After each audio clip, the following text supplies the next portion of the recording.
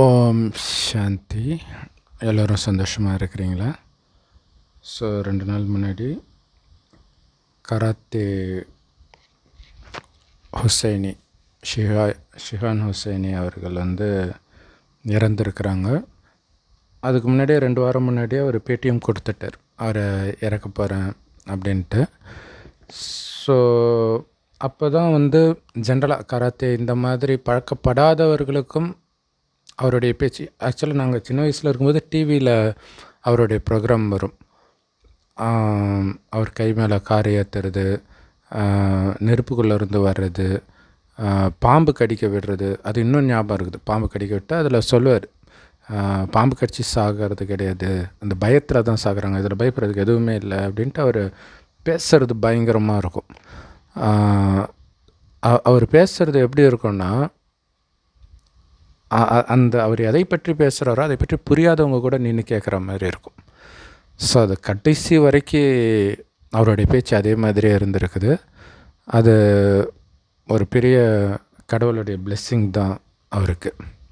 So குறிப்பாக அவருக்கு ஏதோ ஒரு அரிய வகை பிளட் கேன்சர், அதில் பிழைக்கிறதுக்கான வாய்ப்பு குறிப்பாக அந்த வயசில் வந்த பிறகு கிடையவே கிடையாது அப்படின்னு சொல்லி சில வாரங்கள் சில நாட்கள் தான் உயிரோடு இருப்பேன் அப்படின்னாரு.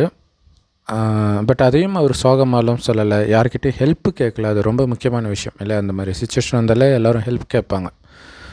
ஸோ உண்மையில் ஒரு பெரிய ஹீரோ அப்படிங்கிறத அவர் நிரூபிச்சிருக்கிறாரு. ஆனால் கடைசியில் பார்த்திங்கன்னா ஒரு சில ரெக்வெஸ்ட் பிரபலங்களுக்கெல்லாம் கேட்டிருந்தார். அதில் ஃபுல்லாகவே அந்த ஆர்ச்சரி வில்வித்தையை பற்றித்தான் அவர் கேட்டிருக்கார். அவருடைய சிந்தனை ஃபுல்லாக அதை பற்றியே தான் இருக்குது. அதிலும் குறிப்பாக 2 சகோதரிகள் காம்னா மஹிமா, இவங்க கண்டிப்பாக கோல்டு வின் பண்ணுவாங்க அப்படிங்கிறத சொன்னார். அவர் பேசும்போதே அது அவங்க சொல்கிறது ஸ்டூடெண்ட்டாக அல்லது அவருடைய குழந்தைங்களா அப்படின்னு டவுட் வர மாதிரி தான் இருந்துச்சு. அவங்களுமே அவரை அப்பா அப்படின்னு தான் கூப்பிட்றாங்க. ஸோ எல்லாருமே அவரை ஹூன்னு கூப்பிட்றாங்க. அது வித்தியாசமாக இருக்குது. ஏதோ சைனீஸ் பாஷையில் ஏதோ பேசுகிற மாதிரி இருக்குது ஹூன்னு. அதுக்கு அவர் சொல்கிறது என்ன அப்படின்னா, ஹியூமன் அல்டிமேட்டம் அப்படின்னு சொல்கிறார். ஹியூமன் அல்டிமேட்டம், அதாவது மனிதனுடைய உச்சபட்ச நிலையை அவன் அடையணும் தன்னுடைய வாழ்நாளில் அப்படிங்கிறத அவர் சுருக்கி வைக்கிறார். அது ஒரு நல்ல யுக்தி, நம்மளுடைய லட்சியம் எப்போவுமே ஞாபகம் இருக்கணும் அப்படிங்கிறதுக்காக. ஸோ அதேமாதிரி ஓம், இதுதான் நம்முடைய லட்சியம் அப்படிங்கிறார். என்ன ஓம்னா, இந்து மதத்தில் ஓம்ன்றது ரொம்ப ஃபேமஸானது இல்லையா, மந்திரம் மாதிரி இருக்குது. ஸோ அவர் ஓம்ன்றது ஒலிம்பிக் மெடல், இதுதான் நம்முடைய ஒரே லட்சியம் அப்படிங்கிறத சுருக்கி ஒலிம்பிக் மெடலை ஓம் அப்படின்னு வச்சுருக்கிறார். ஸோ வீட்டுக்கு ஒரு வில்வித்தை வீரனை உருவாக்கணும் அப்படின்ட்டு அதுக்கு விஜய்கிட்ட கேட்டிருந்தார், நடிகர் விஜய்கிட்ட. அதேமாதிரி நடிகர் பவன் கல்யாண்கிட்ட அவருடைய வீட்டை வாங்கிட்டு ஏதோ சொல்லியிருந்தார், அதை ஒரு எக்ஸிபிஷனாக மாற்றணும் அந்த மாதிரி சொல்லியிருந்தார். அதேமாதிரி அரசாங்கத்துக்கிட்ட பார்த்திங்கன்னா ஏதோ கிரவுண்டு வேணும் அப்படின்னு கேட்டிருந்தார். ஸோ இதை பற்றிய சிந்தனையிலே தான் அவர் இருந்தார். ஸோ ஆனால் இது அவர்களெல்லாம் உதவி பண்ணாட்டினா கூட நாங்களே இதை செஞ்சு காட்டுவோம் அப்படின்ட்டு அவருடைய மாணவர்கள் எல்லோரும் அப்படி ஒரு உறுதி ஏற்று பேசுகிறது ரொம்ப ஆச்சரியமாக இருக்குது. இப்படி ஒரு டீச்சர் ஸ்டூடெண்ட் பாண்டு இருக்குமா? கிட்டத்தட்ட ஒரு குருகுல கல்வி மாதிரி இருக்குது. அவங்கக்கிட்ட கூட இவ்வளோ அன்பு இருக்குமா அப்படிங்கிறது சொல்ல முடியாது. பெரியவங்களாம் அழுகுறாங்க அவருக்கு ஸ்டூடெண்ட்டாக இருந்தவங்க. அதேமாதிரி குட்டி பொண்ணு, அந்த பொண்ணு கூட சொல்கிறாங்க, அவர் எங்கள் கூட தான் இருக்கார், அது சும்மா உடம்பு அங்கே இருக்குது, ஆனால் அவர் எங்கள் கூட தான் நின்றுட்டுருக்காரு, என் கூட மட்டும்தான் நின்றுட்டுருக்கிறார் அப்படின்றது கேட்கவே ரொம்ப நல்லா இருந்துச்சு.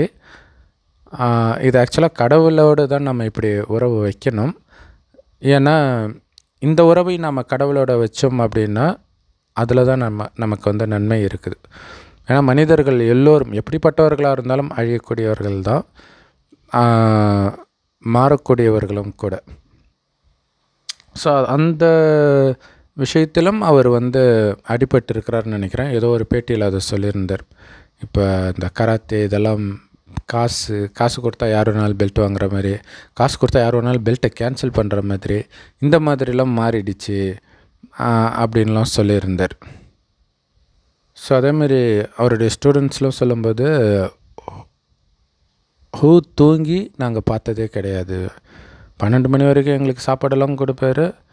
காலைல எழுந்துச்சி பார்த்தா 2 மணிக்கெலாம் எழுந்திருப்பார். எப்போ தூங்கியே நாங்கள் பார்த்ததில்ல அப்படிங்கிற. ஸோ அவருடைய மாணவர்கள் எல்லாம் அவர் மேலே வச்சுருக்கக்கூடிய அந்த ஒரு அன்பு ஆச்சரியத்தை கொடுக்குது. இதைவிட பெரிய ஆச்சரியம் ஷிஹானி ஹுசேன் அவர்கள் முன்னாள் முதல்வர் ஜெயலலிதா அவர்கள் மீது வச்சுருக்கக்கூடிய அன்பு அதைவிட மெய்சில் இருக்க வைக்கக்கூடியதாக இருக்குது. என்னென்னா அவர் ஒரு பெரிய சாதனை பண்ணார். ஆயிரக்கணக்கான கற்களை நெஞ்சில் உடைச்சார். அப்புறம் காரில் 100 காரோ ஏதோ கையில் ஏற்றினார். ஸோ அப்போ எலும்பில் 4-5 எலும்பு உடஞ்சி ரத்தம் ஊற்ற, அந்த ரத்தத்திலேயே ஜெயலலிதா அவர்களுடைய படத்தை வரைந்து ஏதோ ஒரு வாசகம் போட்டிருந்தார், give me hand give me land அப்படின்ட்டு. ஸோ அது உடனே ஜெயலலிதா அவர்கள் காதுக்கு போய் அன்றைக்கே அவங்க ஏதோ நிலத்தை கொடுத்தாங்க போல இருக்குது. ஸோ ஹெல்ப்பும் பண்ணியிருக்கிறாங்க. ஸோ அதுக்கப்புறம் பார்த்திங்கன்னா அதுவே ஒரு பெரிய விஷயந்தான், ரத்தத்திலே அவங்கள வரைஞ்சது. அடுத்தது பார்த்திங்கன்னா ஜெயலலிதா அவர்கள் சிறைக்கு சென்றபோது அவங்க விடுதலை அடையணும் சீக்கிரமாக அப்படின்னு பிரார்த்தனை பண்ணும் விதமாக தன்னைத்தானே சிலுவையிலும் அரைஞ்சிக்கிட்டார். ஸோ இது ரொம்ப ஆச்சரியமாக இருக்குது. இத்தனைக்கும் அவர் எந்த கட்சியை சார்ந்தவரும் கிடையாது. ஜெயலலிதா அவங்க ஒரு அந்த மாதிரி ஒரு தைரியசாலி நான் பார்த்ததே கிடையாது. அதனால் எனக்கு அவங்க மேலே அப்படி ஒரு அன்பு அப்படின்றாங்க. அடுத்தது இன்னும் ஒரு படி மேலே போய் என்ன பண்ணார் அப்படின்னா, அவருடைய ரத்தத்தை 8 வருடமாக சேர்த்து ஃப்ரிட்ஜில் வரைய வச்சு அதில் ஜெயலலிதா அவர்களுக்கு சிலை வடிச்சிருக்கிறார். இன்னொரு விஷயம் என்னென்னா, இவர் கராத்தேவிலையும் உச்சத்தை தொடுறாரு, ஆர்ச்சரி வில்வித்தையிலும் உச்சத்தை தொடுறாரு. அதேமாதிரி சிற்பக்கலை, இந்த சிற்பியாக அவர் கிடையாது. சினிமா சான்ஸுக்காக பாலச்சந்தர் அவர்களுடைய சிலையை ஏதோ வடித்து கொடுத்தாரா ஏதோ ஒன்று, அல்லது அது மாதிரி நடித்தாரா தெரில. அதுக்கப்புறம் தான் அவர் கிளாஸில் ஜாயின் பண்ணி அதில் கோல்டு மெடல் வாங்கி அதுக்கப்புறம் நிறைய சிலை செதுக்கி வச்சுருக்கார். அவருடைய ரூம் ஃபுல்லாக சிலைகளாக இருக்கும். வாங்கிட்டு வந்ததும் இருக்குது, அவராக செதுக்குனதும் இருக்குது. அவருடைய கால் எலும்பை வச்சு ஒரு புத்தர் சிலை செஞ்சுருக்கிறார். ஸோ எப்படி உயிரோடு இருக்கும்போதே எலும்பு எடுத்தாருன்னு தெரியல. ஸோ அதேமாரி அவர் ஆர்டிஸ்ட்டும் கூட. ஸோ அவருடைய அந்த ஆர்ச்சரி அந்த ரூமு பார்த்திங்கன்னா ஃபுல்லாக அவருடைய ஆர்ட்டாக இருக்கும். குறிப்பாக குதிரையை பலவிதமாக வரைஞ்சி இருப்பார். அதே மாதிரி மியூசிஷியனும் கூட, கிட்டாரிஸ்ட். ஸோ இவ்வளோத்தையும் ஒரே நேரத்திலே அவர் பண்ணுறார். ஸோ அப்போ அவர் ஏதோ ஒன்று சொன்னார், ஒரு தவறான விஷயத்த சொல்லி வச்சுருக்குறாங்க, எனக்கு பிடிக்காது அது. என்ன அப்படின்னா, பல துறைகளில் கால் வைக்கிறவன் எதுலேயுமே ஷைன் பண்ண முடியாது, அதை நான் உடச்சி காட்டணும் அப்படின்ட்டு அதே மாதிரியே அவர் பண்ணியும் இருக்கிறார். ஸோ இதில் நிறைய பேர் இப்போ அவர் போனதுக்கப்புறம் நான் என்ன பண்ண போகிறேனோ தெரில, ஒரு பெரிய சப்போர்ட்டே போயிடுச்சு அப்படின்ட்டு அவருடைய ஸ்டூடெண்ட்ஸ்லாம் சொல்கிறாங்க.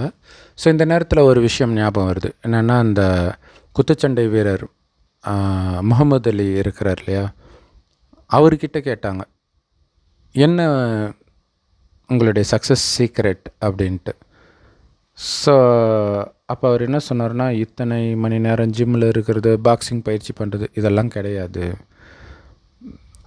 அந்த நைட் ஆச்சுன்னா பெண்கள் கூட போய் சுற்றுறது, இதெல்லாம் கட் பண்ணிவிட்டு கரெக்டாக அந்த நேரம் கரெக்டாக படுத்துட்டோம் அப்படின்னாலே தானாகவே உங்கள் மைண்டு ஃபோக்கஸாக தான் இருக்கும்னாரு. அது ஒரு மிகப்பெரிய சக்ஸஸ் சீக்ரெட் எல்லாத்துக்குமே. பாக்ஸிங், ஸ்போர்ட்ஸ் மட்டும் கிடையாது, எந்த துறையாக இருந்தாலும், படிப்பாக இருக்கட்டும், எதுவாக இருந்தாலும் சரி, இங்கே கோட்டை விட்டுட்டால் அங்கே எவ்வளோ திறமையாக இருந்தாலும் உங்களால் எந்த துறையிலையுமே ஷைன் பண்ண முடியாது. ஏன்னா ஒரு மயக்கத்திலே இருப்பீங்க. புத்தி தெளிவாக இருந்தால் தானே ஃபோக்கஸாக இருக்க முடியும். ஸோ இப்போ சக்ஸஸ்ஃபுல்லாக இருக்கக்கூடிய யூடியூபர்ஸ் எடுத்தால் கூட, மதன் கௌரி போன்ற யூடியூபர்ஸ் கூட பார்த்திங்கன்னா அவங்க வீட்டில் டிவியே இருக்காது. இது எவ்வளோ பெரிய ஆச்சரியம். இல்லையா? ஏன்னா அதெல்லாம் பயங்கரமான டிஸ்ட்ராக்ஷனை நீங்கள் கட் பண்ணிட்டாலே போதும், தானாகவே உங்களுடைய ஃபோக்கஸ் இருக்கும். ஸோ வாழும்போது மோட்டிவேஷனாக நிறைய பேர் இருப்பாங்க.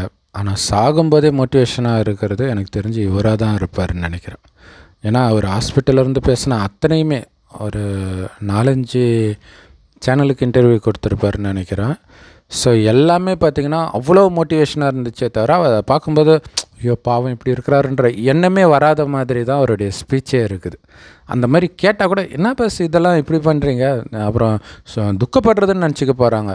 நான் வந்து உலகத்தில் எல்லாருக்குமே பிளட் கேன்சர் வரணும்னு கடவுள்கிட்ட வேண்டிக்குவேன். ஏன்னா இது ஒரு பெரிய வரம், ஏன்னா முன்னாடியே தெரியுது அப்படின்னு சில விஷயத்த சொல்லியிருந்தார். அதை பற்றி நம்ம ஏற்கனவே ஒரு வீடியோ போட்டிருந்தோம். ஸோ அதில் நிறைய பேர் அவங்க ஸ்டூடெண்ட்லாம் கூட சொல்லியிருந்தாங்க. அவருடைய அந்த ட்ரைனிங் பண்ணக்கூடிய இடத்தை வந்து அங்கே ஏதோ ரோடு வருதுன்ட்டு அது கட்டாகுது போல இருக்குது. ஸோ அந்த மன உளைச்சல் தான் அவருக்கு வந்து இந்த நோய் வந்ததுக்கு காரணம் அப்படின்றாங்க. ஸோ அது வாய்ப்பாகவும் இருக்கும். ஏன்னா அவர் பேசும்போது கூட ஏதோ ஒரு இதனால் எனக்கு மன உளைச்சலாச்சு அப்படின்னார். ஸோ அவர் வேறு ஏதோ ஒன்று சொன்னார்னு நினைக்கிறேன். மொத்தத்தில் அவர் வந்து கடைசியில் பயங்கரமான ஒரு மன உளைச்சலில் இருந்திருக்கிறாரு அப்படின்னு தெரியுது. இது வந்து ரொம்ப முக்கியமான விஷயம். என்ன தான் நம்ம ஆரோக்கியமாக இருந்தாலும் நம்மளுடைய உடம்புடைய கண்ட்ரோல் மனசில் தான் இருக்குது. ஸோ இதை வந்து கடவுள் சொல்லுவார், பிரம்மகுமாரிகள் மூலமாக கொடுக்குற ஞானத்தில் கடவுள் என்ன சொல்லுவார்னா, உங்களுடைய உடம்பு அப்படியே படுத்த படுக்கையாக இருக்குதுன்னு வச்சுக்கோங்களேன், மரண படுக்கையில் இருந்தாலும் பிரச்சனை கிடையாது உங்கள் மனம் ஸ்ட்ராங்காக இருந்தால். ஆனால் உடம்பு என்ன தான் ஆரோக்கியமாக இருந்தாலும் உங்கள் மனசு உடஞ்சி போச்சுன்னா அவ்வளோதான்றார். ஏன்னா இதோடைய பாதிப்பு அப்படியே உடம்பை வந்து படுக்க வச்சிடும். ஸோ எத்தனை பேர் டிப்ரெஷனில் அப்படியே திடீர்னு குண்டாகிறத பார்ப்போம், அல்லது பட்டினியாகவே கிடந்து இறக்கிறத பார்ப்போம். ஸோ மனம் வந்து ரொம்ப ரொம்ப முக்கியமான விஷயம். ஸோ இவருக்கு வந்து பேஷன் பயங்கரமாக இருக்குது. ஏன்னா அவர் அவங்க மனைவி பிரிஞ்சதுக்கே அவர் காரணமாக சொல்கிறது வந்து, அவர் எப்பயும் வெளியில் சுற்றிக்கிட்டே இருக்கார், இந்த கோச்சிங் அந்த கோச்சிங்கன்றது இதெல்லாம் விட்டுடுங்க அப்படின்னு மனைவி சொல்லும்போது, இன்னும் ஒரு 3 வருஷம் கொடு அப்படின்னு கேட்டிருக்காரு போல இருக்கு. ஸோ அதுக்குள்ளே அவங்க ஏதோ படிக்க போகிறேன்னு போயிட்டு அதுக்கப்புறம் வரவே இல்லையா, டைவர்ஸ் தான் வந்துச்சு. அது வந்து என்னுடைய வாழ்க்கையில் நான் சந்தித்த பேரிழப்பு அப்படின்னு சொல்லியிருக்கிறார். ஆனால் ஒரு விதத்தில் வந்து அவர் கடைசியில் சொல்லும்போது அந்த தைரியமாக பேசுனதுக்கு அது ஒரு முக்கியமான காரணம். எனக்கு குடும்பம் கிடையாது. ஏன்னா குடும்பம் நம்மை சார்ந்த ஒருவர் இருக்கிறாருன்னும் போது தான் நமக்கு பயம், மன உளைச்சல் பயங்கரமாக இருக்கும். ஸோ ஒரு விதத்தில் அது அவருக்கு நல்லது தான். அந்த மன அழுத்தம் வந்து ஓரளவுக்கு கம்மியாக இருந்திருக்கும். அந்த ஒரு மோட்டிவேஷ்னலாகவே அவரால் கடைசி வரைக்கும் இருக்க முடிஞ்சிருக்குது. ஸோ மன அழுத்தம் பொறுத்த வரைக்கும் மக்கள்கிட்ட வந்து விழிப்புணர்வே கிடையாது அப்படிங்கிறது தான் உண்மை. ஏன்னா ஒரு ஒரு ஒரு அதிர்ச்சி செய்தி வருதுன்னு வச்சுக்கலாம், அந்த டைம் ஒரு ஜெர்க் ஆகும். ஆனால் அதுக்கப்புறம் உடம்புல டக்குன்னு எதுவும் தெரியாது. ஆனால் சில நாட்கள் கழித்து, சில வாரங்கள் கழித்து, சில மாதங்கள் கழித்து கூட ஒரு பெரிய பாதிப்பு வரும். ஆனால் அந்த நேரத்தில் நமக்கு இந்த பிரச்சனையினால், இந்த மனதின் பாதிப்புனால தான் இது வருதுன்னு நமக்கு தெரியாது. அது பல ரூபமாக வரும். அந்த பேனிக் அட்டாக்குன்னுவாங்க, அது நெஞ்சு வலியாக இருக்கும், பயங்கரமான மூட்டு வலியாக இருக்கும், திடீர்னு உடம்பு ஏறும், இந்த மாதிரி பல ரூபத்தில் வரும். ஸோ ஆக்சுவலாக கடவுள் வந்து மனுஷன் ஆடுனா அவனுக்கு தண்டனை கொடுக்கறதுக்கான விஷயத்தை உடம்புல வச்சே தான் அனுப்புகிறார், பூமியிலையும் வச்சே தான் அனுப்புகிறார். இல்லையா, தாய்லாண்டில் நிலநடுக்கம் இதெல்லாம் பார்க்குறோம். ஸோ அந்த கடவுளுடைய வழி மீறும் பொழுது அவனுடைய உடம்பே அவனை அழிக்கக்கூடிய வேலையை பண்ண ஆரம்பிச்சிடுது. ஏன்னா நம்ம வந்து பாவம் அப்படின்னா மற்றவர்களுக்கு துக்கம் கொடுக்கறது, மற்றவர்களுக்கு துரோகம் பண்ணுறது அப்படின்னு நினைக்கிறோம். அது மட்டும் பாவம் கிடையாது. பற்று வைக்கிறது கூட பாவம்தான். காமம் அதுவும் பாவம்தான். அது மனைவியோடு இருந்தாலும் சரி. அதேமாதிரி கோபம், நீங்கள் எதுக்கு பட்டாலும் பாவம்தான். இல்லை நான் நல்ல காரணத்துக்காக தானே கோபப்படுறேன், அதுவுமே பாவம்தான். அதுமாதிரி பற்று, பேராசை, அகங்காரம் இதெல்லாம் இருக்குது. ஸோ அளவுக்கு அதிகமான இல்லை, பற்றே பாவம்தான். ஏன்னா அது உங்களுக்கு துக்கத்தை கொடுக்கும். ஒரு விஷயத்தின் மீது பற்று வைக்கிறீங்கன்னா இங்கே இருக்கிற எல்லாமே அழியக்கூடியது தானே. அழியக்கூடிய மனிதர்கள், அழியக்கூடிய பொருள், அழியக்கூடிய பேர் புகழ். ஸோ இதன் மீது பற்று வைக்கும்போது அது நம்மை விட்டு போகுது அல்லது நாம் நினச்ச மாதிரி நடக்கலை அப்படின்னா ஒரு ஜெர்க் ஆகுது இல்லையா? ஸோ அது கொஞ்சம் கொஞ்சமாக ஒரு மனநோயாக மாறி, மனநோயினா அப்படியே சினிமாவில் காட்டுற மாதிரி அது மாதிரி பெனாத்திட்டு இருக்கிறது, அதுவும் ஒரு மனநோய் தான். ஆனால் அது மட்டுமே கிடையாது, நிறைய இருக்குது. அந்த மாதிரி எதுவுமே தெரியாது, பெர்ஃபெக்ட்லி ஆல்ரைட்டாக தான் இருப்பீங்க, ஆனால் உடம்பு வந்து வேலை காட்டும். ஸோ ஆக்சுவலாக இப்போ மனோஜ் அவர்கள் இறந்ததுக்கும் சின்ன வயசுலேயே அவருக்கு ஹார்ட் ப்ராப்ளம் வந்ததுக்கும் கூட அது ஒரு காரணமாக இருக்கும். ஏன்னா 8 வருஷம் பயங்கர டிப்ரெஷனில் இருந்தேன், தற்கொலை எண்ணம்லாம் வந்துக்கிட்டே இருக்கும், ரூமில் போய் கதை சாத்திட்டு அழுதுகிட்டே இருப்பேன் அப்படிலாம் சொல்கிறார். ஸோ அந்த டிப்ரெஷனுடைய பாதிப்பு அந்த டிப்ரெஷன்லேருந்து வெளியில் வந்தப்புறம் கூட வரும். அப்போ தெரியாது, ஏன்னா டிப்ரெஷன் வரும்போது அவர் சின்ன வயசாக கூட இருந்திருக்கலாம். அது ஒரு குறிப்பிட்ட வயது ஆன பிறகு அது காட்டும். ஆக்சுவலாக எல்லா விஷயமுமே பார்த்திங்கன்னா 40 வயசுக்கு மேலே காட்ட ஆரம்பிச்சிடும். சின்ன வயசில் பயங்கரமாக வெயிட் தூக்குறது அதெல்லாம் அப்போ தெரியவே தெரியாது. 40 வயசுக்கு மேலே அது வேலை காட்டும். ஆச்சரியமாக இருக்கும். ஸோ குறிப்பாக மனம் அது ரொம்ப ரொம்ப முக்கியமான விஷயம். அந்த மனதில் ஒரு பாதிப்பு வருதுன்னா எவ்வளோ பெரிய ஹெல்த்தியான உடல் கொண்டு இருந்தாலும் ஒரு செகண்டில் ஒன்றும் இல்லாமல் பண்ணிடும். ஆச்சரியமாக இருக்கும். அப்போ என்ன பண்ணணும் அப்படின்னா, உடம்பு ஆரோக்கியமாக வச்சுக்கிறது நல்லது தான். ஆனால் அதைவிட மிக மிக முக்கியமானது மனதை பலமாக வச்சிருக்கிறது அல்லது ஆத்ம பலம் அப்படின்னு சொல்லலாம். எப்படி ஆத்ம பலமாகும், எப்படி ஆத்மா பலகீனமாகும்? இப்போ உடம்பு வந்து பலகீனமாகுதுன்னா தண்ணி அடித்தா இந்த மாதிரி விஷயம்லாம் தெரியும். அதேமாதிரி ஆத்மா எப்போ பலகீனமாகும் அப்படின்னா, இப்போ தண்ணி அடித்தா உடம்பு பலகீனமாகுதுன்றோம். தண்ணி அடிக்கிறது ஆக்சுவலாக புத்தியில் ஒரு மயக்கத்தை தான் ஏற்படுத்துது. அந்த மாதிரி மயக்கத்தை ஏற்படுத்தக்கூடிய அனைத்துமே ஆத்மாவையும் பலகீனமாக்கும். தண்ணி அடிக்கிறது அது ஒரு போதை. ஆனால் அதெல்லாம் இல்லாமலே கூட இல்லையா, காமம் ஒரு மயக்கம், கோபம் ஏற்கனவே பற்று வைத்த ஒன்று அதற்கு எதிராக நடக்கும் பொழுது கோபம் வருது. ஸோ பற்றுன்றதும் ஒரு மயக்கம்தான், பேராசை, அகங்காரம் எல்லாமே. ஸோ இதெல்லாம் என்ன பண்ணும் அப்படின்னா உங்களுடைய ஆத்மாவுடைய சக்தியை குடிச்சிடும், ஆத்மாவை பலகீனமாக்கிடும். ஆத்மான்றது உயிர், அது பூர்வமத்தில் நட்சத்திரமாக ஜொலிக்கினால் தான் இங்கே பொட்டு வைக்கிற பழக்கம் இருக்குது. அந்த ஆத்மாவுக்குள்ளே தான் மனம் புத்தி இருக்குது. ஸோ அப்போ பலகீனமாகும்போது என்ன ஆகுன்னா நிறைய எண்ணங்கள் வரும். பலமாக இருக்கும்போது என்ன ஆகுன்னா எண்ணங்கள் ரொம்ப ரொம்ப கம்மியாக தான் வரும். ஸோ இதோடைய அனுபவம் நமக்கு எப்படி இருக்குன்னா, சின்ன வயசில் நம்ம ஆத்மா பலமாக இருக்கும். அதனால தான் டீச்சர் அடித்தாலும் எதை அடித்தாலும் நம்ம அந்த டீச்சரை பார்த்தாலே டென்ஷன் ஆகுறது அதெல்லாம் தெரியாது. பெருசான பிறகு ஒருத்தர் ஸ்லைட்டாக மனசு நோக்கிற மாதிரி பேசிட்டாலே அவ்வளோதான், ஜென்மத்துக்கு அவன் மூஞ்சிலே முழிக்க மாட்டோம். ஏன்னா ஆத்மா அவ்வளோ பலகீனமாக இருக்குது, அவனை பார்த்தாலே அந்த எண்ணம் வந்துக்கிட்டே இருக்குது. ஆனால் டீச்சர் தினம் தினம் அடிப்பாங்க, ஆனால் தினம் தினம் பார்க்கும்போது உங்களுக்கு அந்த எண்ணம்லாம் வராது. ஹோம்ஒர்க் செய்யலைன்னா பயம் இருக்கும், அவ்வளோதான். இல்லாட்டினா அதுவும் இருக்காது. அதுதான் ஆத்ம பலம் அப்படிங்கிறது. ஸோ இப்போ பலகீனம் எதனால் ஆகுது அப்படின்னா, ஸோ பலகீனமாக இருக்கும்போது எண்ணங்கள் கம்மியாக வரும், அதிகமாக வரும். பலகீனமாக இருக்கும்போது, பலமாக இருக்கும்போது எண்ணங்கள் ரொம்ப கம்மியாக தான் இருக்கும், தேவையில்லாத எண்ணங்கள் வராது. ஸோ இப்போ எப்போ இந்த மயக்கத்தை கொடுக்கக்கூடிய விஷயத்தில் நாம் மயங்குறோமோ, காமம், கோபம் அல்லது வெளி உலக விஷயங்கள், எனக்கு பிடித்த நடிகர், எனக்கு பிடித்த அரசியல்வாதி, எனக்கு பிடித்த சித்தாந்தவாதி, எனக்கு பிடித்த மதங்கள், ஸோ இந்த மாதிரி விஷயங்களும் எதெல்லாம் உங்களுக்கு பிடிக்குதுன்ட்டு ஒரு அதன் மீது ஒரு பற்று, அதை யாராவது தப்பாக சொன்னால் உங்களுக்கு கோபம் வருது அப்படின்னாலே நீங்கள் அதில் மயங்கிட்டீங்கன்னு அர்த்தம். மயங்குறீங்கனாலே ஆத்மா பலகீனமாக இருக்குதுன்னு தான் அர்த்தம். ஸோ அப்போ உங்களுக்கு அது சந்தோஷமாக தெரியும். ஆனால் நீங்கள் எதுக்கு மயங்கி பற்று வச்சிங்களோ அதுக்கு ஏதோ ஒன்று ஆகுதுன்னா உங்களுக்கு வந்து அவ்வளோ கோபம் வரும். அந்த கோபத்தின் எண்ணங்கள் ரிப்பீட் ஆகிட்டே இருக்கும். அடுத்தது, நீங்கள் பற்று வைத்தவர்களே உங்களுக்கு எதிராக திரும்பினாங்கன்னு வச்சுக்கோங்களேன், இன்னும் கொடூரமாக இருக்கும். ஸோ அதுக்காக தான் ஒரு இது எனக்கு பிடிக்குதுன்னா என்ன அர்த்தம், யாரை பிடிக்குதோ அவங்கள பற்றிய எண்ணங்கள் உங்களுக்கு ரிப்பீட் ஆகிட்டே இருக்கும். லவ் பண்ணுறது கூட அப்படி தான் இல்லையா? ஆனால் இதெல்லாம் ஒரு மனநோயின் அறிகுறின்னு யாருக்குமே தெரியாது. ஸோ அந்த காலத்துலாம் லவ்வே பண்ண மாட்டாங்களே, லவ் பண்ணாலே அடிதடி வெட்டு குத்து இப்படி தான் நடக்கும். ஒரு விதத்தில் அது நல்லது.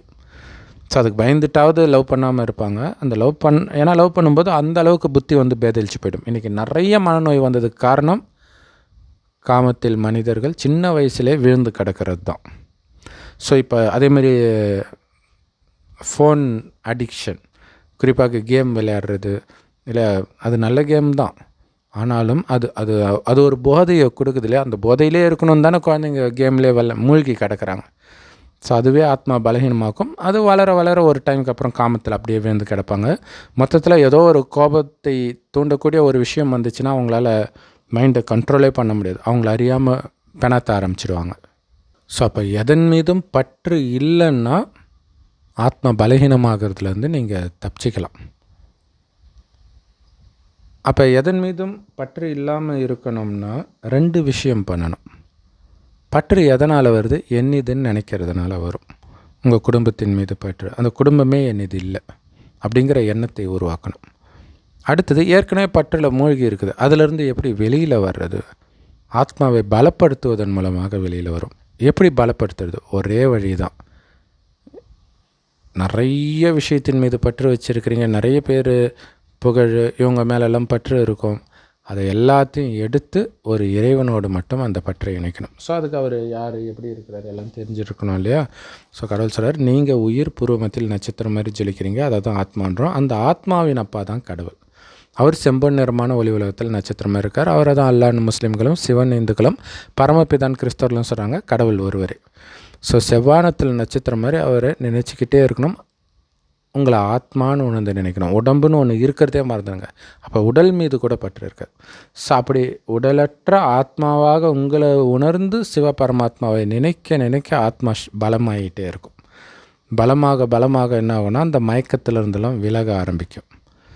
ஸோ இது ரொம்ப ரொம்ப முக்கியமான விஷயம். ஸோ அதுதான் இப்போ அவருடைய மாணவர்கள் மாணவிகள்லாம் ஒரு மேலே அன்பு பற்று இவ்வளோ வச்சுருக்கிறாங்க.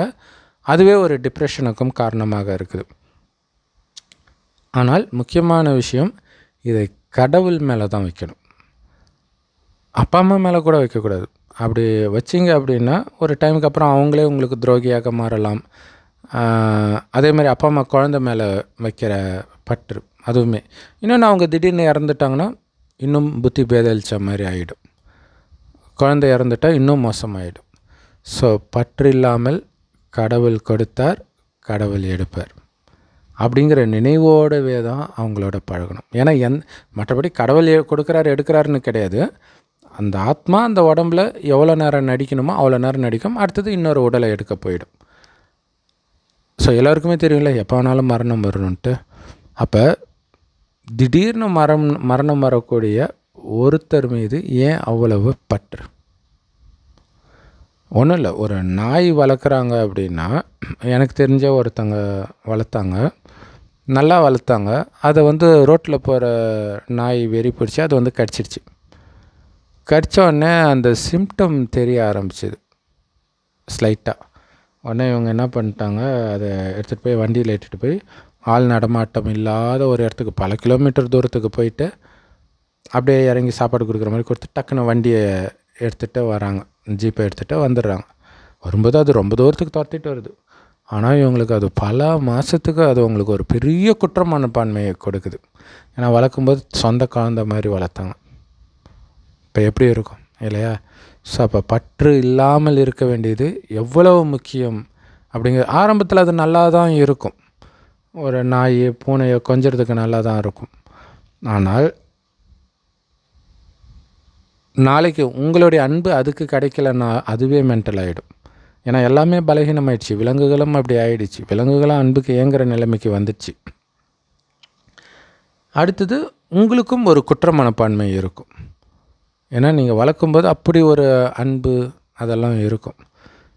ஸோ அப்போ அந்த பற்று இல்லாமல் இருக்கணும். அதில் ரொம்ப கவனம் கொடுக்கணும். அது எப்படி சாத்தியம் அப்படின்னா, இப்போ குழந்தைகள் அல்லது கணவன் மனைவி இவங்களெல்லாம் நம்ம டெய்லியும் பார்ப்போம் இல்லையா, அப்பா அம்மா. அப்போ எல்லோரும் எப்படி பார்க்கணுன்னா, பூர்வ மத்தியில் அந்த ஆத்மா தான் கண் வழியாக பார்க்குது, வாய் வழியாக பேசுது, எல்லா வேலையும் செய்யுது. அது தற்காலிகமாக இந்த உடம்புல இருக்குது. எந்த நேரம் வேணாலும் இந்த உடலை விட்டு இன்னொரு உடலை எடுத்து போயிடும். ஸோ அந்த அழிவற்ற ஆத்மாவில் மட்டும் கவனம் வச்சிங்கன்னா பற்று வராது. அந்த ஆத்மா அதோடைய நடிப்பை நடிக்குது. இப்போ இந்த உடம்பில் இருக்கும்போது ஒரு நடிப்பு நடிக்கும், இன்னொரு உடம்பை எடுத்தால் வேறு ஒரு நடிப்பு நடிக்கும். ஆனால் ஆத்மா எப்போவுமே இருக்கும். அப்படின்னும் பொழுது அந்த உடலையே நீங்கள் பார்க்கக்கூடாது. அதில் தான் உங்களுடைய திறமை இருக்குது. அதுக்கு என்ன பண்ணால் கரெக்டாக புருவ மத்தியில் இருக்கக்கூடிய அந்த ஆத்மாவில் தான் உங்களுடைய கவனம் இருக்கணும் பேசுகிறீங்க அப்படின்னா. அல்லது செம்பொன் நிறமான ஒளி உலகத்தில் இருக்கக்கூடிய சிவ பரமாத்மாவை புத்தியினால் நினச்சிக்கிட்டே இருக்கணும். இதன் மூலம் என்ன ஆகுனா, இங்கே என்ன பேசுகிறாங்கன்றதும் உங்கள் காதில் விழாது, அவங்க எப்படி இருக்கிறாங்கன்றதும் உங்கள் மனதில் பதியாது. இது ரொம்ப ரொம்ப முக்கியமான விஷயம். அப்போ என்ன ஆகுனா, ஆத்ம பலமாகும். ஆத்ம பலமானால் தான் உங்களை அந்த பயிற்சியை பண்ணவும் முடியும். ஸோ இறைவனை நினைக்க பலமாகும். பலமாக இந்த பயிற்சியும் அதிகமாக வரும், இறைவனை நினைக்கிறதும் அதிகமாக வரும். ஸோ அப்படி நீங்கள் பலப்படுத்திக்க வேண்டியது ரொம்ப ரொம்ப முக்கியமானது. ஏன்னா எந்த நேரம் வேண்டுமானாலும் எந்த அதிர்ச்சிகரமான நியூஸும் வரலாம், கண்டிப்பாக வந்தே தீரும். ஏன்னா நம்ம கலியுகத்துடைய இறுதியில் இருக்கிறோம். இது 5000 வருட காலச்சக்கரத்தில் முதல் பாதி சொர்க்கம். அங்கே எந்த துக்கமாக இருக்காது, அங்கே அலட்சியமாக இருந்தால் பிரச்சனை இல்லை. ஆனால் 2500 வருஷம் கழிச்சு இந்த பூமி நரகம் ஆகிடுது. அடுத்த 2500 வருஷம் அந்த நரகத்தின் கடைசியில் இருக்கிறோம். இது வரைக்கும் செய்த பாவத்திற்கான தண்டனையெல்லாம் இப்போ கிடைக்கணும்னா அது துரோகத்தின் மூலமாக, இந்த மாதிரி விஷயத்தின் மூலமாக கிடைக்கும். நம்ம எதன் மீது பற்று வச்சுருக்கோமோ அது நம்மக்கிட்ட வந்து அபகரிக்கப்படும். அப்போ இது இது கிடையாது. யாரோ ஒரு இங்கிலீஷ் யூடியூபர் வந்து சொல்லியிருந்தார். என்ன அப்படின்னா, ரொம்ப அழகான பெண்ணை நீங்கள் கேர்ள் ஃப்ரெண்டாக வச்சுருக்கணும் அப்படின்னா அந்த பெண்ணை இழப்பதற்கான தைரியம் உங்களுக்கு இருக்கணும் அப்படின்னா. ஏன்னா அந்த மாதிரி இருக்கிறவங்க விட்டுட்டு போகிறாங்க அப்படின்னா அந்த வலி பயங்கரமாக இருக்கும். அப்போ அதை இழப்புறதுக்கு தைரியமாக இருந்தால் மட்டும் அப்படி ஒரு அழகான கேர்ள் ஃப்ரெண்டை தேடுங்க அப்படின்னு சொல்லியிருப்பார். இன்னொரு விஷயம் என்னென்னா, உங்களுக்கு பற்று இல்லைனாலே தானாகவே உங்களை தேடி வரும். பற்று இருந்தாலே எந்த அளவுக்கு பற்று இருக்கோ அந்த அளவுக்கு உங்களை விட்டு எல்லாமே போயிடும். ஏன்னா அது உங்கள் கூட இருந்தால் உங்களுக்கு துக்கம்தான் கொடுக்கும். ஸோ அதனால் உங்களுக்கு கிடைக்காது. அழகான பெண்ணோ ஆணோ அதெல்லாம் கிடைக்காது. ஸோ கிடைக்கல அப்படின்னாலே அவர்களை உங்களுடையவராக ஆக்கிக்கிட்டு, சப்போஸ் உங்களை விட்டு அவங்க போனால் அதை தாங்கிக்கக்கூடிய சக்தி உங்களுக்கு இல்லை. அதனால் உங்களுக்கு நன்மை செய்வதற்காகவே இந்த பிரபஞ்சத்தில் அப்படி ஒரு விதி இருக்குது. பணம் எல்லாமே அப்படி தான்.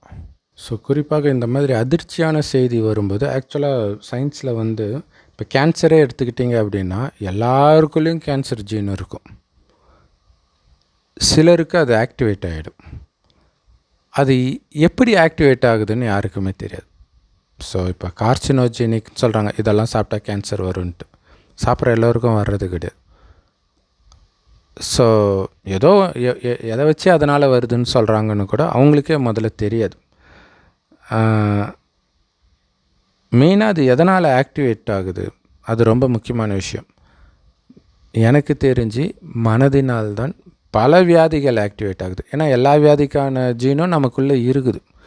ஆனால் அதோடைய ஆக்டிவேட்டராக உள்ள என்ன ஹார்மோன் ஆக்டிவேட்டராக இருந்தாலும் அந்த ஹார்மோனை தூண்டக்கூடிய வேலை உங்களுடைய மனம் பண்ணுது.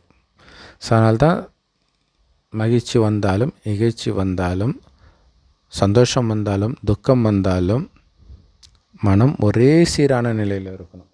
அதுக்கு மகிழ்ச்சிக்கு வெளியில் சார்ந்திடாமல் இறைவன் நினைவில், ஆத்ம உணர்வில் இருப்பதினால் ஆனந்தம் வரும்.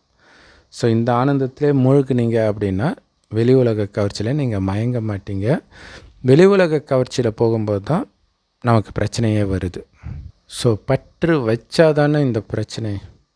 ஸோ அதுக்கு தான் பற்று வைக்காதீங்க. எதுவுமே என்னதில்லை, அனைத்தும் கடவுளுடையது, நான் போனாலும் கடவுள் பார்த்துக்குவார் அப்படின்ட்டு முழுக்க அவர்கிட்ட அர்ப்பணிச்சுட்டு, நான் வேலைக்காரன், எஜமானவருடைய குடும்பம், நான் வேலைக்காரன், அவ்வளோதான். அவர் சொல்கிறத அப்படியே செய்கிறேன். அப்போ என்ன ஆகுனா பற்று வராது. ஸோ பற்றையெல்லாம் அவர்கிட்ட வைங்க. அவர் அப்பாவை நினைங்க, அம்மாவை நினைங்க, கணவனாக நினைங்க, குழந்தைய நினைங்க. ஏன்னா இப்படியெல்லாம் ஷிஹான் ஹுசைனி மீது அவருடைய மாணவர்கள் வச்சுருக்கிறாங்க. ஸோ அது கேட்க நல்லா இருந்தாலும் பெரிய பாதிப்பை ஏற்படுத்திடும். ஸோ இதெல்லாம் கடவுள் தான் பண்ணுறார் அந்த நினைவிலே இருக்கும்போது அதற்கு கருவியானவர்களுக்கு ஒன்று ஆச்சுன்றது உங்களுக்கு பிரச்சனையாக தெரியாது. ஸோ ஒரு சகோதரி காம்னா அவங்க பேசும்போது கூட, அவர் இப்போ என் கூடவே தான் இருக்கார், எதிர உட்காந்துட்டு நீ நல்லா பண்ணுறேன்னு சொல்கிறார், இப்படி தான் எனக்கு ஃபீல் ஆகுதுன்றார். இப்படிப்பட்ட உறவை கடவுள்கிட்ட வைக்கணும் அப்படிங்கிறார். ஏன்னா கடைசி வரைக்கும் அவர் தான் கூட இருக்க போகிறார். ஏன்னா உலக அழிவின் உச்சத்தில் இருக்கிறோம். உலக அழிகிறதுக்கு 100 வருடம் முன்பு தான் வரார். 90 வருஷம் முடிஞ்சிச்சு. இப்போ இன்னும் சில வருடங்கள் தான் இருக்குது. ஸோ இந்த நேரத்தில் யாரும் உங்கள் கூட இருக்க மாட்டாங்க, கடவுள் இருப்பார் இல்லையா? ஷிஹான் ஹுசைனி நான் உங்கள் கூடவே இருப்பேன்னு சொன்னதுனால அவர் இருப்பார்னு சொல்ல முடியாது இல்லையா? அவருடைய ஆயுள் கூட முடிஞ்சு போயிருக்கலாம். அந்த பேயை அலைஞ்சால் தான் அந்த மாதிரி இருக்கிறதுலாம். ஆயுள் முடிஞ்சிச்சுன்னா டக்குன்னு போய் இன்னொரு தாயின் கர்ப்பத்தில் குழந்தையாக பிறக்க ஆரம்பிப்பார். ஸோ ஏற்கனவே தாயோடைய உடலில் 4 மாத கரு இருக்கும். இது எவ்வளோ பெரிய ஆச்சரியம் இல்லையா? ஷிஹான் ஹுசைன் நம்மக்கிட்ட பேசும் பொழுது 2 மாதம் முன்னாடி பேசும் பொழுது அப்போவே அவருக்கு ஒரு உடல் இருக்குது இன்னொரு தாயின் கர்ப்பத்தில். நம்ம எல்லோருக்குமே அப்படி தான். நாளைக்கே நான் இறக்குறேன்னா ஆல்ரெடி 4 மாத உடல் இருக்கும். ஆனால் நம்ம ஆக்சிடெண்ட்டில் இறக்கலாம், எதனால் வேணாலும் இருந்திருக்கலாம். ஆனால் பக்கத்தில் இருக்கிறவங்களாம் ரொம்ப குற்றமனப்பான்மை, ஐயோ என்னால் தான் இறந்துட்டாங்க. கிடையாது. அங்கே உடம்பு ரெடியாக இருக்குது. மேபி நீங்கள் ஒரு கருவியாக இருக்கலாம், அவ்வளோதான். ஸோ அதனால் குற்ற மனப்பான்மை வர வேண்டிய அவசியமே கிடையாது யாருடைய மரணத்தினாலும். ஏன்னா யாருடைய மரணமும் உங்களுடைய கவனக்குறைவினால் மட்டும் வருவது கிடையாது. அப்படி நீங்கள் கவனமாக இருந்திருந்தால் கூட அந்த நேரம் போகணுன்னா போய் தான் ஆகும்.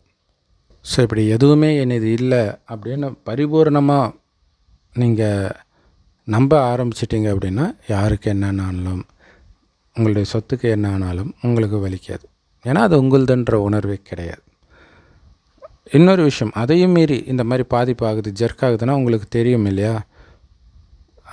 அதுக்கப்புறம் அந்த சம்பவம் நடந்து எவ்வளோ நாள் கழித்தும் எந்த பிரச்சனை வந்தாலும் நாம் என்ன பண்ணுவோம் அப்படின்னா, நெஞ்சு வலிச்சதுன்னா ஒன்று கேஸ் ப்ராப்ளமானு பார்ப்போம், இல்லாட்டினா ஹார்ட்டில் ஏதோ ப்ராப்ளமா. இந்த 2 மட்டும் தான் யோசிப்போமே தவிர இது சைக்கியாட்ரிக் ப்ராப்ளம் அப்படிங்கிறது நம்ம கற்பனைக்கே எட்டாமல் இருக்கும். ஸோ இந்த மாதிரி தான் ஒவ்வொரு விஷயமே. எனக்கு தெரிஞ்சு ஒருவேளை சகோதரர் ஷிஹான் ஹுசைன் அவருக்கு இந்த மாதிரி ஏதோ ஒரு அதிர்ச்சிகரமான சம்பவம் நடக்குது அப்படின்னா டக்குன்னு போய் ஒரு சைக்கியாட்ரிஸ்ட் டாக்டரை பார்த்தா சில டேப்லெட் கொடுப்பாங்க. ஸோ அதை சாப்பிட்டுட்டு இருந்தாலே மற்ற ட்ரிகர் ஆகாமல் இருந்திருக்கும். ஏன்னா திரும்ப அந்த எண்ணத்தை மனம் அசப்போட போட அங்கே ட்ரிகர் ஆகிக்கிட்டே இருக்கும்.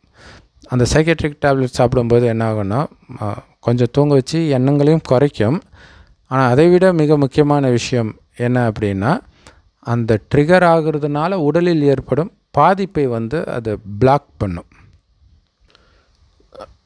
ஸோ ஏன்னா ஒரு லெவலுக்கு மேலே அது வேலை காட்ட ஆரம்பிச்சிடுச்சு. மெயினாக நெஞ்சு வலி இருக்கும் எப்போவுமே. ஸோ ஸ்லைட்டாக இருந்தால் கூட இதுக்கு முன்னாடி இப்படி ஒரு பிரச்சனை வந்திருக்குது, இதுவும் வந்திருக்குது அப்படின்னு ஒரு சைக்கியாட்ரிஸ்ட் டாக்டர்கிட்ட சொல்லிட்டீங்க அப்படின்னா அவங்க டேப்லெட் கொடுப்பாங்க, கொஞ்சம் அட்வைஸ் கொடுப்பாங்க. அது நமக்கு வேலை செய்ய போகிறது கிடையாது, அந்த மாத்திரை தான் வேலை செய்யும். ஸோ அவர் பேசுனதில் ரொம்ப பிடிச்ச விஷயம் என்ன அப்படின்னா, அவர்கிட்ட கேட்குறாங்க, ஏன் நீங்கள் எல்லாம் பயங்கர ரிஸ்க் எடுக்கிறீங்க, இது ஒரு விளம்பர பிரியர் மாதிரி இருக்குது அப்படின்போது அவர் ஆமாம் அப்படி தான், எல்லோருக்குமே ஒரு கவன ஈர்ப்பு தேவை தானே அப்படின்றார். ஸோ அப்போ எதை பண்ணாலும் அதை வித்தியாசமாக பண்ணால் மட்டுமே மக்கள்கிட்ட ரீச் ஆக முடியும். ஏன்னா இன்றைக்கி உலகம் அவ்வளோ மோசமாக இருக்குதுன்னாரு. இது எல்லா துறையும் பின்பற்ற வேண்டிய விஷயம். ஏன்னா அவர் வெறும் கராத்தே மட்டும் கற்றுக் கொடுத்துட்டு இருந்தார்னா யாருக்குமே இன்றைக்கி தெரிஞ்சிருக்காது. ஆனால் அதை காரை கையில் ஏற்றி நெருப்புக்குள்ளே போயிட்டு பாம்பை கடிக்க விட்டு இவ்வளோ விஷயமும் பண்ணும் பொழுது தான் இந்தியா ஃபுல்லாக அவர் யார் அப்படின்றது தெரிஞ்சிருக்குது. ஸோ கடவுளுமே அதான் சொல்வார், இந்த ஞானத்தை கொடுப்பதில் கூட வித்தியாசமாக யோசித்து கொடுங்கள் அப்படிங்கிறார். ஏன்னா அது புதுமைத்தன்மை, அதுதான் மக்களை அந்த பக்கம் ஈர்க்கும். ஸோ அதனால் நம்ம கூட எது பண்ணாலும் அதில் ஒரு புதுமை இருக்கணும். அதில் கடவுள் சொல்கிற புதுமை மெயினானது என்னென்னா, இறைவனுடைய ஞானத்தை கொடுக்குறீங்க அப்படின்னா, ஸோ ஞானம் இதுதான். சொர்க்கமாக இருந்துச்சு, இப்போ நரகமாயிடுச்சு, மீண்டும் சொர்க்கத்துக்கு போனால் சொர்க்கத்தின் குணம் வரணும். அதுக்கு ஆத்மானு பரமாத்மா நினைவு பண்ணிக்கிட்டே இருக்கணும். அப்படி நினைவு பண்ணிக்கிட்டே இருந்தால் அந்த ஒரு ஆனந்தம் இருக்கும் பார்த்திங்களா, அந்த ஆனந்தம் அவர்களுக்கு அனுபவமாகும். அந்த ஆனந்தத்தை அனுபவம் பண்ண வைங்க. ஸோ அது ஒரு புதுமை சொல்வார், அது முக்கியமான புதுமை.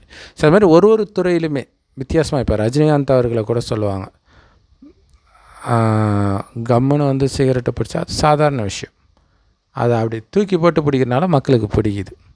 ஸோ ஒவ்வொரு விஷயமே அவர் அந்த மாதிரி பண்ணுவார்.